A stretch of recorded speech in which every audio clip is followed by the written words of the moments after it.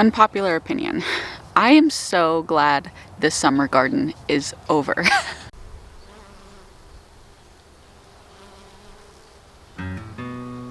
Yesterday I removed the last vestiges of my warm weather crops from my desert garden. The final pepper bed was taken out, all the peppers harvested, except for one, and I began amending the last garden bed for winter planting. The weather has been absolutely gorgeous, and the highs were only in the mid-70s yesterday, with frost just on the horizon. I felt it was time to get the last seedlings in the ground and just say goodbye to the summer garden. I gathered the last of my habanada peppers before taking the entire plant out.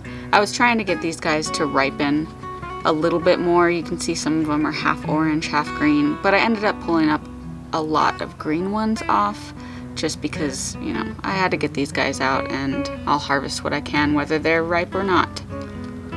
I also left this last Reaper pepper in here because I am totally hoping that it turns color before the frost comes and I can get one Reaper pepper out of the entire summer season. I amended the beds the same way I do all the others. I just first removed the existing mulch and set it aside for later. I added fertilizer before adding a couple bags of organic soil as a top dressing on the raised bed. As I've talked about before, unfortunately, I did not have my homemade compost to amend my beds this year, so I had to purchase bagged soil and bagged fertilizer. But that's okay, I'm gonna work on it this year and I will be better about my compost next time.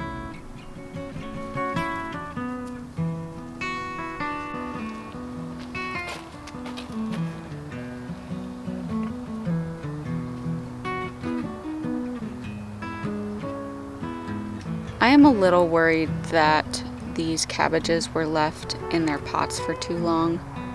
They're pretty small and they're all pointing vertically like this instead of splaying out, which isn't totally abnormal, but because it's been in the 90s several times the past couple weeks and these pots are black, I'm worried that these cabbage may have gone to seed or been spurred into going to seed instead of giving me a nice head of cabbage. I'm not sure. I'm gonna plant them regardless, but I might learn something this winter. I then planted out the last of my cold-tolerant seedlings that I had started indoors for this fall. What I had left over was a mix of calendula, promise cabbage, and enquisen cabbage, I think that's how you say it. I was very, very happy to finally get all of my brassicas into a garden bed or in the ground because I had just a bunch sitting in pots in the garden that I had to continually water. And they're not doing anybody any good. It's just sitting in a pot. I needed to get them in the ground and I just needed to say goodbye to my peppers. And that brings us to today. I only have a few summer plants left in the garden and honestly I'm probably going to be taking them out in the next week because we have a possible chance of frost in the forecast next weekend. I still have this huge Bikino pepper plant which I just harvested the other day, so there aren't too many yellow peppers on here, but I need to take it out soon because I planted this whole area with garlic and I just skipped that area since this plant was growing here. But I have tons of garlic that I need to get back and plant in this garden. And then of course there's my Reaper pepper with my single Reaper on it.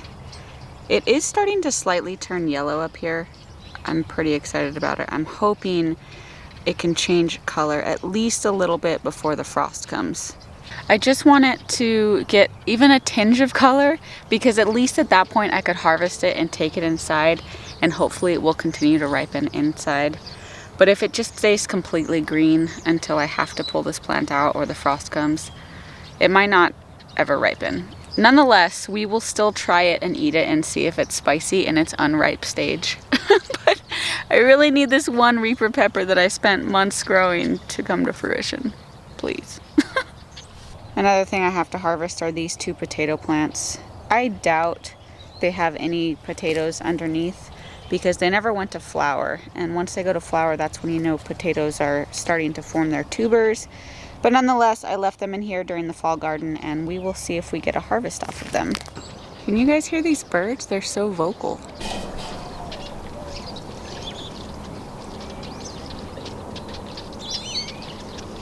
So I was pretty tired yesterday.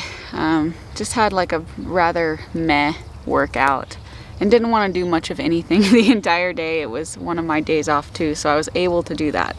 But I still got out here and got in the garden and did my one thing a day, which was rip out the last summer garden bed, which had all of my peppers, all of my sugar rush peaches, and jalafuegos.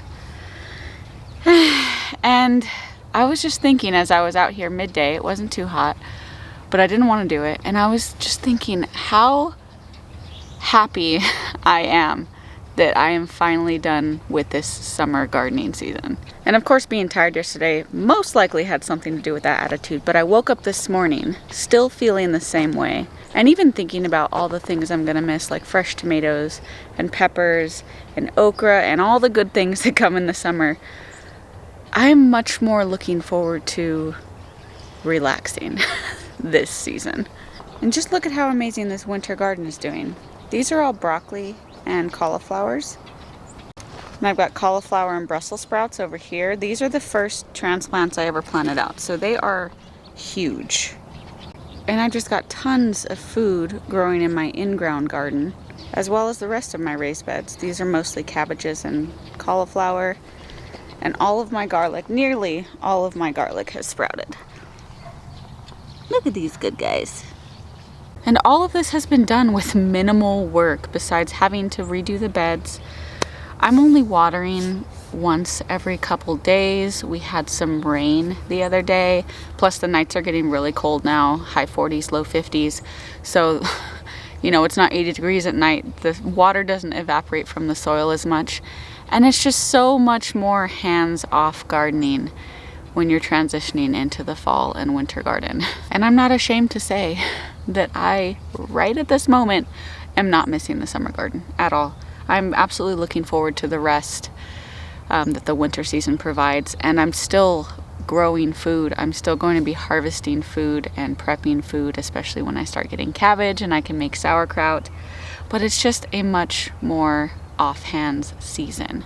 And I can't wait to get cozy and curl up with a book and maybe only have to come out here, you know, a couple times a week, check on things, do a little bit of harvesting. I can't wait for it to be cold. Now, of course, come like December, January, I'm gonna be jonesing for that summer garden. But I'm absolutely taking advantage of the joy I feel now of not having to do as much work because spring to summer to fall is just a go season. You are nonstop amending soil, watering, burying the heat, harvesting, preserving, all in preparation for this season of rest. And I 100% fully intend to enjoy that rest. But what I need to do first this morning is harvest some of these radishes that are absolutely ready to go. And then I think I'm going to re-sow. It's getting a little late in the season to re-sow just because our nights, we don't really have a good transition period from summer to fall or fall to winter. It's more like hot days, really cold nights.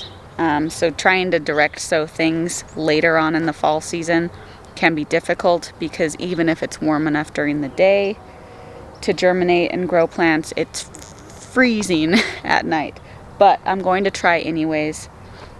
So we're going to pull up some radishes today and possibly re-sow. I haven't decided yet. If you watch my previous videos, you'll know that this row of radishes is a mixture of several different kinds. I planted some early scarlet globe radishes as well as some Japanese wasabi, which are larger green types, and then a landrace mixture from goingtoseed.org. Now with the landrace mixture, you kind of don't know what you're going to get. I've already pulled up one. It was delicious. It was fantastic. It was elongated, like almost an egg shape, but I see another one in here that's absolutely humongous. So I don't know if that's the version that I'm going to get, like it's just a large radish, or if I let it go too long and it's going to be pithy. But the Japanese wasabis take longer to grow out. I believe, would I say 60 days they are? Longer than a regular radish, which usually comes to maturity in 30 days.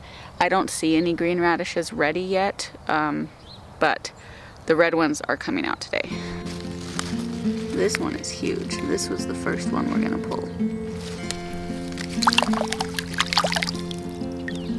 It's probably not the cleanest water, but I think I'll be fine.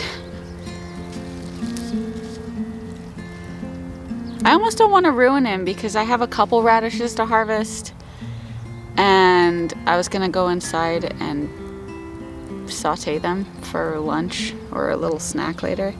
So I almost don't want to bite into him and ruin him. Oh well, I'll just take a little bite. Not pithy at all, and rather sweet. There's a little bit of spice at the end. That is a good radish. It's a big boy.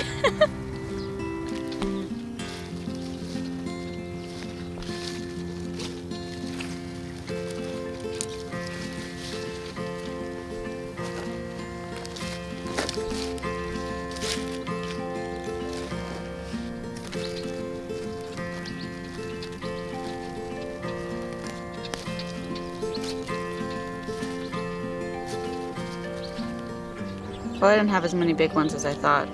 I was just seeing red stems. This is one of the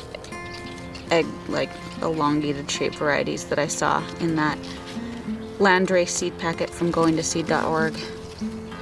And then there's this round one.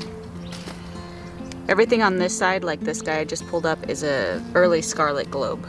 Harvesting the fall and winter garden is a little like harvesting your summer garden when it first starts coming out. You come out to the garden every morning hoping to see some food, and then you pick like 1 or 2 tomatoes or a couple peppers or 1 okra off of your newly burgeoning garden. And that's a little bit what the fall and winter garden feels like to me.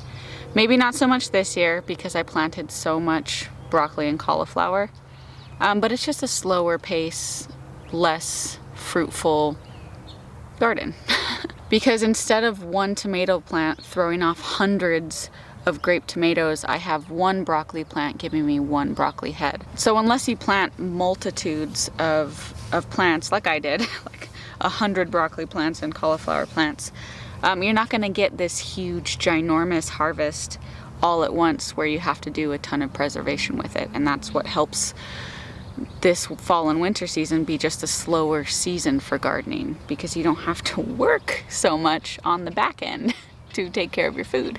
And it's really relaxing to just come out here once a day, once every 2 days, see what the garden has to give you, and take inside and cook your food for that day. It's like almost like foraging for food. You're only picking enough each day to maybe have a meal that day. And that can be disappointing because it's not like you're having heaps and heaps of fruits and vegetables littering your counter and you just have this overabundance of food. But it is part of the season. It's part of the year. It's part of gardening is having to go through the change of seasons and embracing that instead of fighting against it. I'm totally ready to embrace it. I just want to curl up on the couch with a cup of coffee and a book and watch snowfall outside, which likely won't happen because I live in the desert, but once in a while it does, and that's super awesome. And I am excited for all of the plants that I was able to start from seed and grow this year. I mean, I have so many broccoli, cauliflower, and cabbage plants that inevitably, if they do all survive and do well and produce, I'm going to have lots to preserve, which is great. I'm very excited for it. I love broccoli and cauliflower. I'm excited for the option to make riced cauliflower or riced broccoli, keep it in the freezer, you know, be able to pull it out whenever I want a side dish for dinner or whatnot. That's very exciting to me. But for now, with all of these summer plants gone and it being cooler and a little bit more humidity in the air, we got a little rain, I don't have to do a whole bunch, and it's so great. I just saw all these seedlings in my onion bed, and they look suspiciously like calendula. I believe that's calendula. There's tons of seedlings here. Look at these guys. I did have a calendula plant in this corner. This was my okra bed earlier in the year.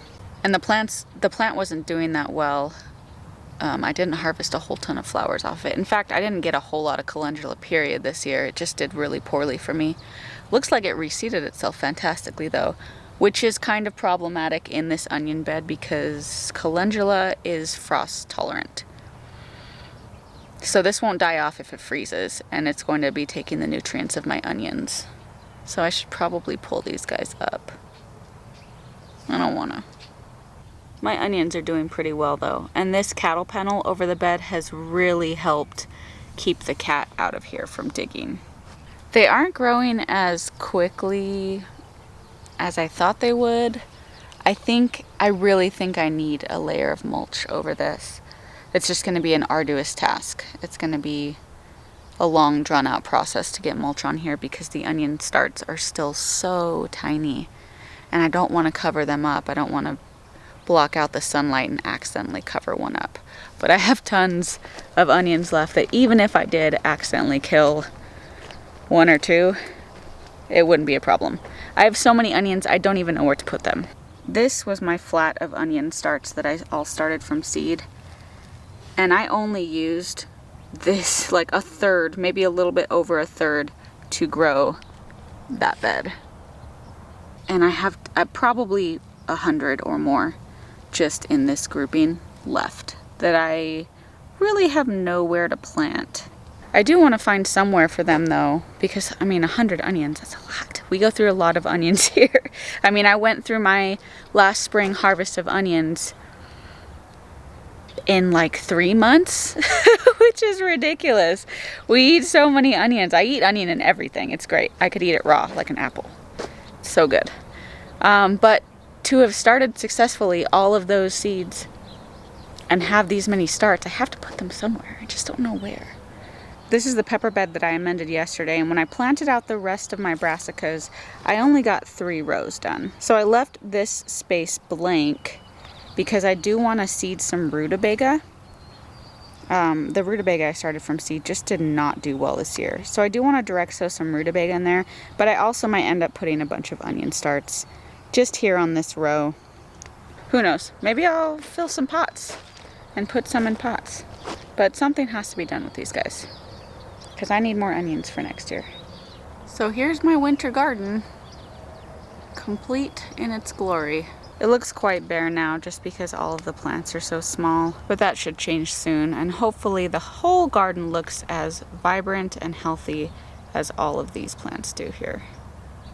Well, yeah, I'm gonna head inside and do something with these radishes and relax for a little bit because I don't have to water the garden this morning. And there's nothing to pick or prune, and it feels great. I will catch you guys on the next one.